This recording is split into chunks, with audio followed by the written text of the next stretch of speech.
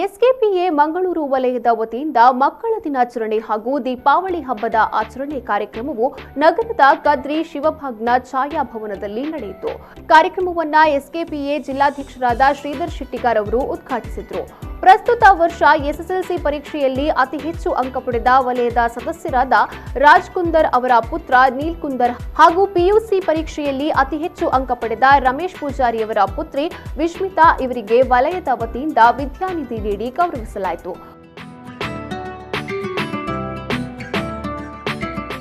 ಮಕ್ಕಳ ದಿನಾಚರಣೆಯ ಅಂಗವಾಗಿ ಆಯೋಜಿಸಿದ ವಲಯ ಮಟ್ಟದ ಮುದ್ದು ಕಂದ ಛಾಯಾಚಿತ್ರ ಸ್ಪರ್ಧೆಯಲ್ಲಿ ವಿಜೇತರಾದ ಕಂದಮ್ಮಗಳಿಗೆ ಬಹುಮಾನ ವಿತರಿಸಲಾಯಿತು. ಪ್ರಥಮ ಪ್ರಣವಿ ಎಸ್, ದ್ವಿತೀಯ ದಿಶಾನಿ ಎಸ್ ಅವರಿಗೆ ಬಹುಮಾನವನ್ನ ವಿತರಿಸಲಾಯಿತು. ಬಳಿಕ ಸದಸ್ಯರೆಲ್ಲರೂ ಸೇರಿ ಕುಟುಂಬದೊಂದಿಗೆ ದೀಪಾವಳಿ ಹಬ್ಬವನ್ನ ರಂಗೋಲಿಯ ದೀಪ ಬೆಳಗಿಸಿ ಪಟಾಕಿ ಹೊತ್ತಿಸಿ ಸಂಭ್ರಮದಿಂದ ಆಚರಿಸಲಾಯಿತು.